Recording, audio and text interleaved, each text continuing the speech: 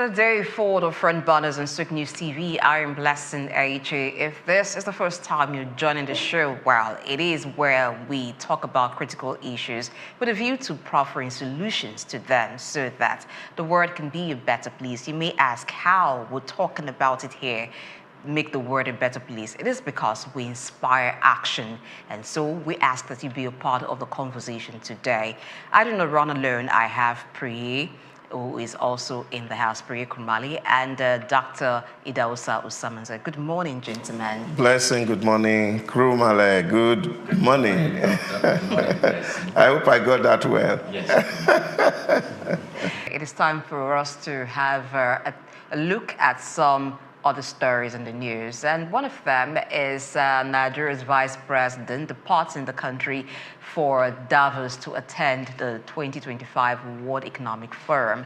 Now, this is ongoing in Davos, the World Economic Forum in Switzerland. So the country's vice president, Kashim Shettima, has already departed to be a part of that event, which will have around 3,000 people in attendance, including world leaders, those in government. About 60 heads of state are expected in that event, and they're going to be talking about collaboration in a time of artificial intelligence.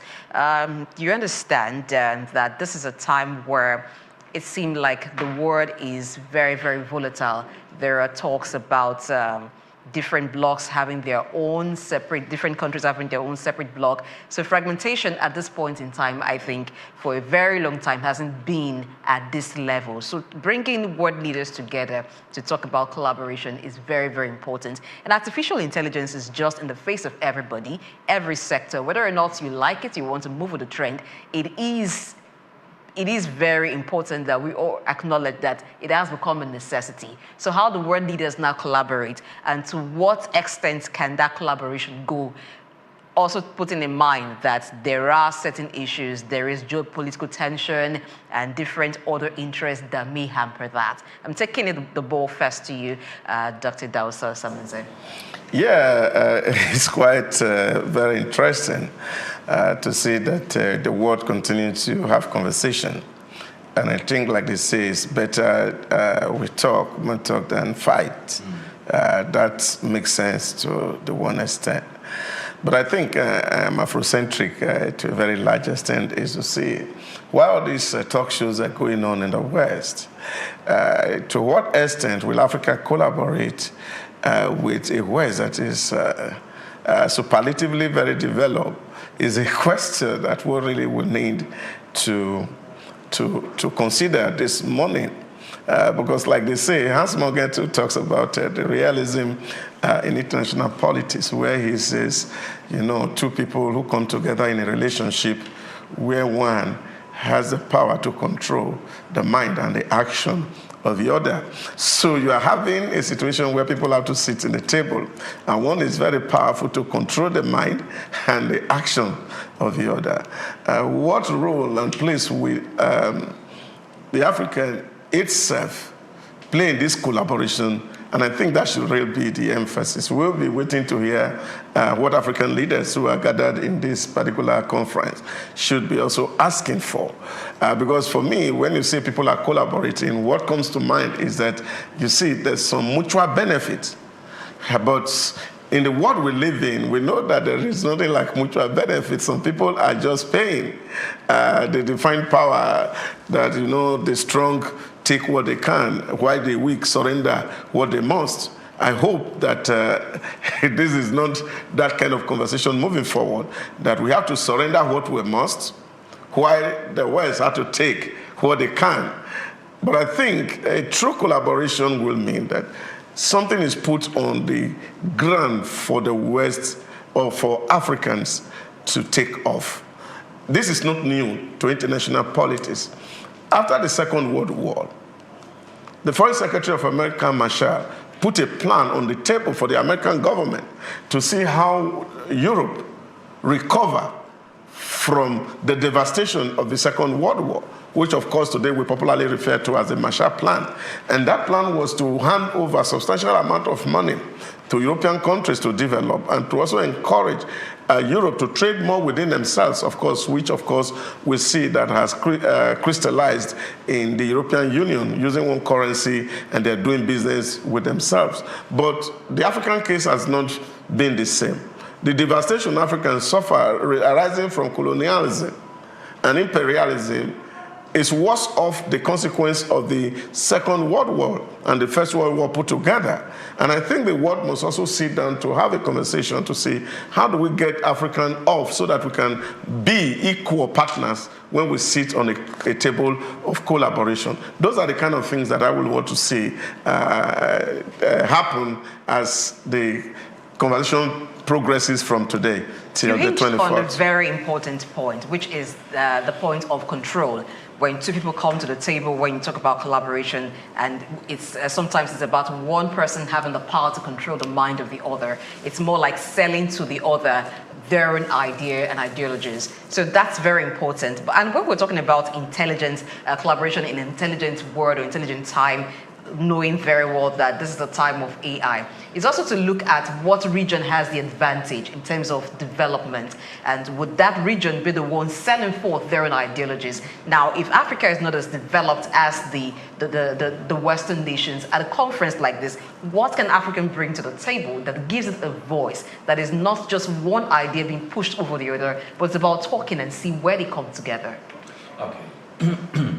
First of all, when African leaders go to conferences like this, they should have the Minister for Budget and National Planning, the Governor of the Central Bank of Nigeria, those who plan the economies and who give policy directive or direction or consultancy services to the chief executive officers to plan for events like this. Because when they don't do that and they consider the World Economic Forum as something that takes place every year, an annual program, they just go empty-handed the way it is. We know that the Vice President has gone to attend, and of course he will be meeting with other world leaders to have bilateral meetings at the side of the meeting, and they will be having conversations on, like what you just mentioned, what are you bringing to the table, what am I bringing to the table? We must not negotiate from a weak point. Most of the time, our negotiations are from that aspect. You could look at with the Naira swap deal with China, $2 billion. It was later Mr. President said, oh no, I think you need to up the K in China because $2 billion is too paltry a sum for Nigeria. So what are we bringing to the table?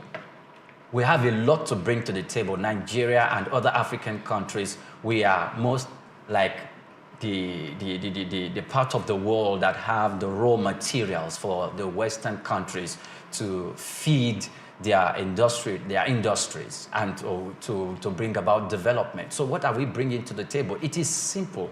Without power, no nation can develop. If you look at most of these Western countries, when we talk about power, either nuclear power or energy, they are on top of their game. So can we just trade off something? And we know it's not going to be that easy because they know that if you bring Africa out of their predicament, they won't rely on us again. And they equally need to play that politics. I know Doc does not like that politics where it is used as an instrument to shortchange Africa. But these people are smart. They are not going to do that. The West is not going to do that. Look at the Ajaokuta steel industry. I know you are more aware of that. We left that Ajaokuta steel for such a long time, and we've been having conversation on who to come to invest in it and to revive it, and it's still moribund.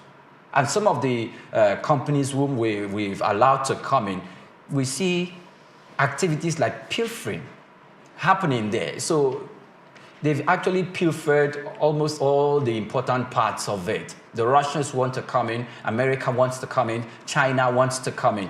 And that's a very, very big, because Russia was quite instructive to the establishment of the Ajaokuta steel. But we've not made the most of it. So if America, if China, they are building our railway system, can you give us power? We want to boast about, we want to boast of, what even is, if it's what, 15 the point, or 20,000 megawatts. The point is this. Take, for example, and that's why I use Hans Morgenthau's definition of power in his popular books, Politics Among Nations. Now, what was his own conception? That power is a relationship between two individual or entity, A and B, where the A has the ability to control both the mind and the activity or actions of B. Now, when you look at it from that perspective, what comes to your mind? You just mentioned the Ajakuta Steel Complex and the impact of Russia. At independence, Russia has actually was the first nation to reach out to Nigeria to say, well, we want to contribute to your development because we are blossoming in iron technology. And don't forget that under Joseph Stalin, Russia has built capacity in terms of processing of iron. And we are doing more than any other country in the world. So they have the competence and they have the capacity. And now they're reaching out to Nigeria at independence to say, happy independence. We will want to support you by helping you build your iron plant in Ajakuta as it was being proposed and debated by the government.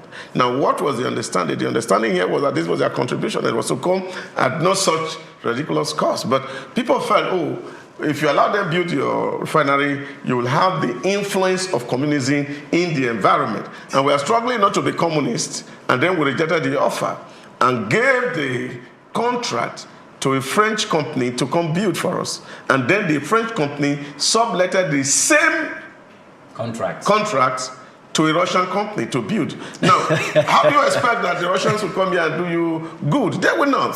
And this is the point that I'm making. Yeah, so while we were pretending to be non-aligned as a nation, we were actually aligning indirectly to the West. Because to a very large extent, our head has been conditioned to think the way the West would think. So that's the point I'm making. So when, of course, we are sitting down around table, we as African leaders must also go to these conferences not as beggars. We should go to these conferences to assert our rights. And this is quite instructive. And this is why a lot of people are celebrating what the military junta in Burkina Faso is doing. And it's saying, look, I'm taking away all the togas of colonialism from us. We owe you money, we pay you. And then, of course, we have to determine our fate by ourselves. And I think this is what many African leaders need to do. We cannot, in the name of democracy, be tied to the apron string of the West. We have something to sell. All that is required, for example, for the cheap industries to work, they are taken away from here. From Africa. And of course, we're selling it to them at peanuts. And then, of course, the equipment that comes from it are sold to us at luxurious prices. This is the challenge that Africa faces. But look at the themes that is emerging from this conference. Take, for example, rebuilding trust. How can Africa trust the West, really? Reimagining growth. In a world that is almost saturated as we speak. Now you are looking at investing in people, safeguarding the planet, industries in the age of artificial intelligence. Now you find that we are still manual in operation. You go to China in the factory, robot is doing ta ta ta ta ta ta ta ta ta ta. When it's tired, when the production is in essence, they can turn off the machine. Okay. But here in Africa, we are still relying heavily on obsolete technology. We are relying on human beings who reach out to pay, who go on strike every day. And at the end of the day, how can we really be competitive in a world? And that's why, for me, the team is quite right. But the mechanism of delivering on this theme is quite critical, and I think African leaders will need to make case for themselves and not just follow the whims or the caprices of those who are thinking of controlling our mind in the 21st century.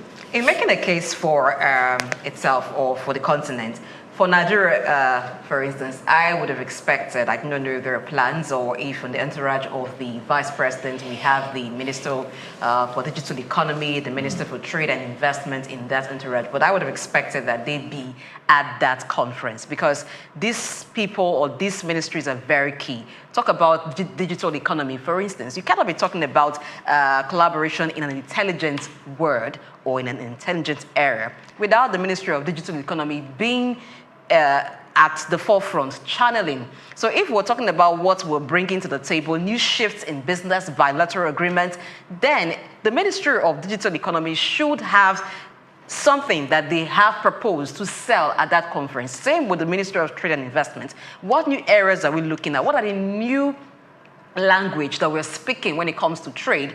Are we going the way it has always been? The way it has always been, business as usual, doesn't favor us at this point. So what is the new twist that we are bringing to this that puts us at an advantage and not just going with whatever has been said?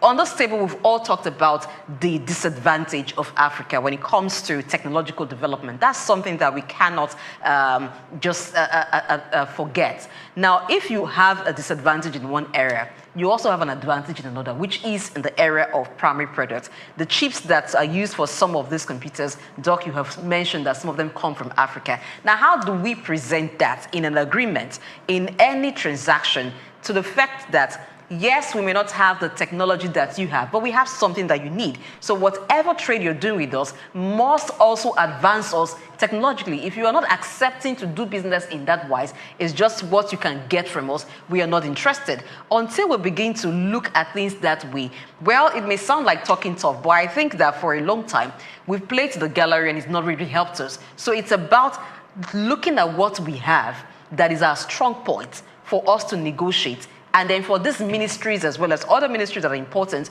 to sell it because they are the ones that will run it. So I expect a lot from the Ministry of Digital Economy, whether all of these proposals will go through the Vice President. I also expect the Ministry of Trade and Investment to have something that they have come up with for this conference. Yes, okay. Now, part of the meeting or part of the courses that will be discussed in this World Economic Forum is the African Continental Free Trade Area.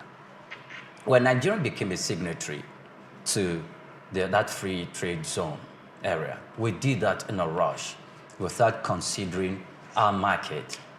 Most of the time, when that proposal was right in front of us, experts were talking to former President Muhammadu Buhari whether he should sign, whether he should not sign. Egypt has become a member, and our other African countries were trooping in. They trooped in to constitute that trade zone. Now, they were all shouting and screaming for Nigeria, the big brother in Africa, to become a member. Now, why Nigeria did not want to become a member? Because the president was still contemplating the economic impact, the role we are going to play, how beneficial it will be to us, and how it's going to promote the Nigerian economy locally. However, those thoughts were not seen through. Those African countries were considering Nigeria as a market to sell and to trade whatever is going to be manufactured, because there will be laws, there will be injunctions that will constitute the free trade that's going to govern the way and manner the free trade zone is going to be operated, and how each party will be allowed to bring in their goods, and how every other party is going to partake to sell and to buy. Nigeria is the market. We didn't consider that, and we did not chart our course in having the advantage to make sure that, look, we need to put out stringent policies in order not to make our country a dumping ground. But as it is now, we're already becoming one. No, but all right, can we move on to the next story? Yeah, but I just wanted to make this point. The after program should have even benefited Nigeria. Yes. Because if we have taken advantage and leveraged the things that we have in our environment, after would have been a benefit to us. And that means really we would have been able to unite the African markets together, just like you have the European zone. And then, of course, you have the dominant power in the European zone is actually Germany. And they have more population than every other person. They have more resources than every other person. So we're taking advantage of that union to actually sell itself. But I think where we also really need, which of course is also part and parcel of the conversation at this current World Economic Summit, is the fact where we have to invest in people. And I think I cannot overemphasize the investment in people. I was having a conversation with a young man in church yesterday, and I was asking him to push a program, a master's program in one of our universities, the online university.